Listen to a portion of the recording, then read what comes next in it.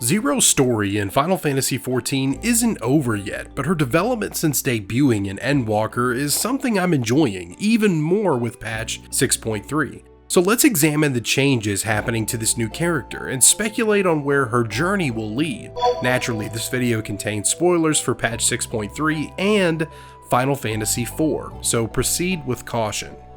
Zero is the half-Voidsent woman with a past shrouded in mystery. We're first introduced to her through Xenos, who enslaved her as his Reaper avatar. That bond is broken when Xenos falls in his final battle with the Warrior of Light at the edge of the universe. Zero returned to the 13th, a moment we witness in-game. She calls it a world bereft of saviors. The warrior reconnects with Zero in the Troyan dungeons in the 13th, seemingly restoring her to her original form. Zero's memory from the period before her world fell to the flood of darkness is limited. She knows about how she, her mother, and others fought to save their world, about the Memoriates and the war that divided them, and how her mother cast Zero into the rift when their world was swallowed by the shadows. Her fuzzy memory, coupled with an undisclosed time in the 13th, makes her distant, cold, and unable to process concepts outside of that world. That's because Voidsent live by different rules than mortals.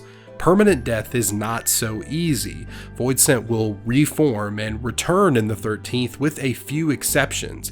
If they die outside their world, their ether rejoins the life stream. If they are killed and consumed by another Voidsent, that ether is added to the beast who prevailed. And if a Memoriate kills a Voidsent, their ether is imprisoned in a newly formed crystal. There is no known way to undo it. Voidsent are ravenous creatures. The corruption to their souls leads to a primal, hungering lifestyle. All Voidsent hunger for ether to sustain them. The weak are consumed or serve under someone stronger, like dogs waiting for scraps at the table. The strong grow in power and become influenced by the souls they claim. Their personalities change. Factions of Voidsent wage war for territory and ether.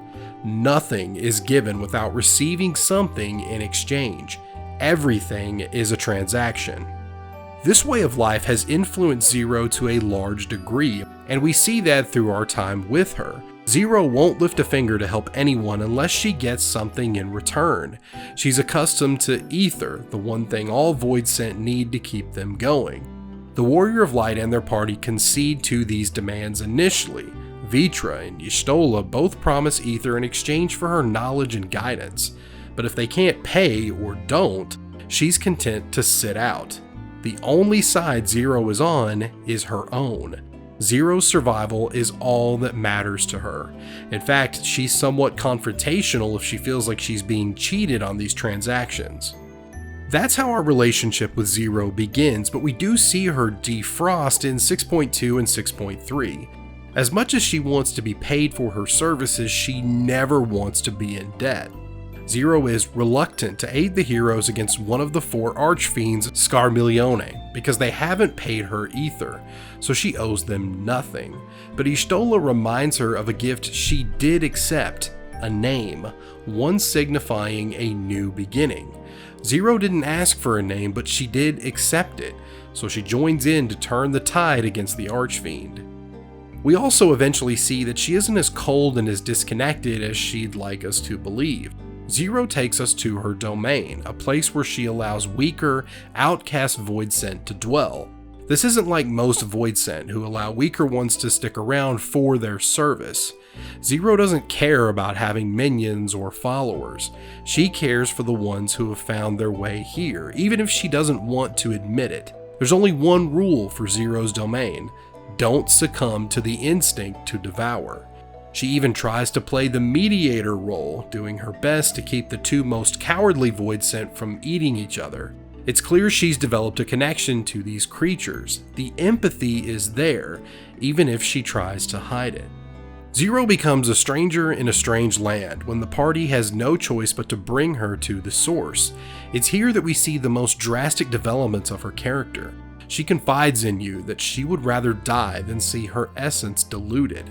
She meditates to stay focused and preserve who she is. There is no existing for her if her soul becomes muddled by who she consumes. And even though she isn't certain her memories of the past are authentic, they are important to her. She's guarding what little she has because that's all that remains of her former life. Despite being accustomed to the world of the void, Zero has no desire to save it. She'll help the party for ether in the form of food, but in her mind, it's a lost cause. Zero also opens up about her time in Xenos' control. She wasn't a willing participant and despises him for everything he put her through. But one thing she finds puzzling about him is his fascination with the Warrior of Light. That's why Zero regards them as a formidable foe and someone to trust in these confusing times. The Voidsent hybrid is fascinated with how the Source works compared to her desolate, dark homeworld. This is a big point of development for her in 6.3. She shares some pivotal conversations with key players in Garlemald. Zero doesn't understand why Alize is working tirelessly to help the refugees. There's no contract, no higher power to yield to, so why does she do it? Alize says she wants to, because it's the right thing to do. Fans of Final Fantasy IX will see some similarities between Alize and Zidane. Virtue is important, and you don't need a reason to help people. Even after this conversation, Zero doesn't understand this idea of following your heart.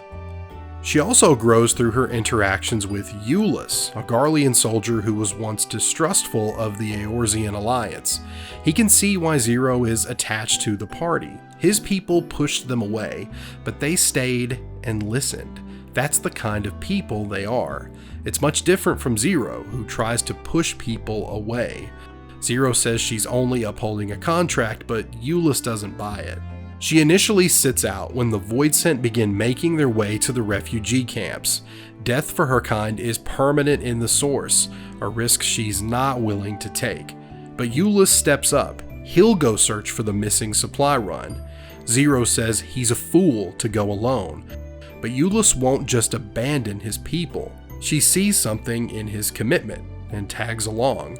She can't repay Euless for the meal if he's dead. The Reaper confronts a wave of Voidsent. They mock her for selling her soul for food. She rebuffs them, saying her soul is forever hers. Zero makes quick work of the grunts, but a named Voidsent gives her trouble.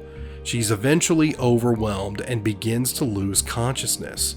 Zero is reminded of a battle before the 13th fell. She tried to protect a village from Memoriate brutes who thirsted for women and wine. She fights valiantly, but she's outnumbered. The Memoriates ignore her and press on to the village. Zero laments that she can't get up. Weakness is dragging her down. She cries out for someone, anyone, to help.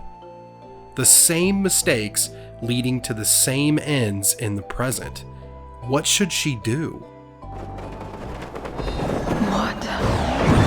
The sounds of battle bring her back to reality. The Scions won't see one of their companions fall. That's not their style.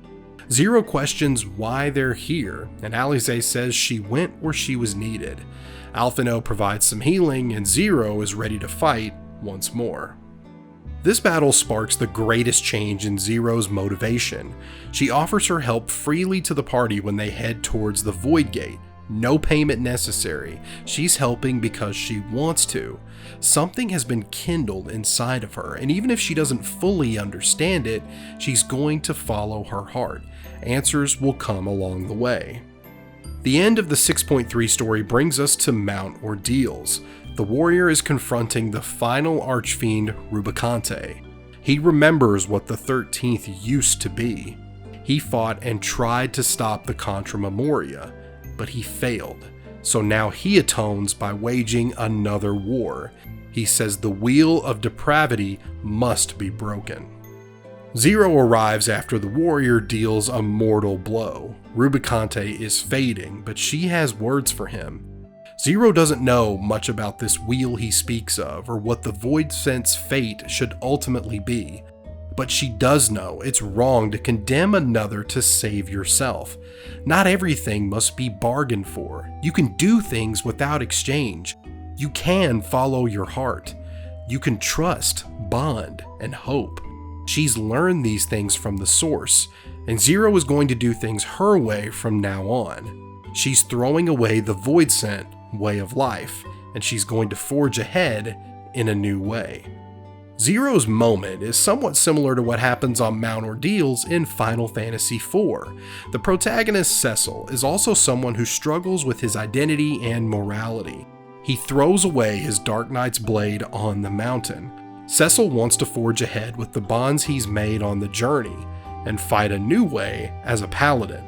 Zero doesn't change jobs here, but the message is quite similar. This arc is incredibly satisfying for me, and I'm excited to see where it goes in the rest of Endwalker.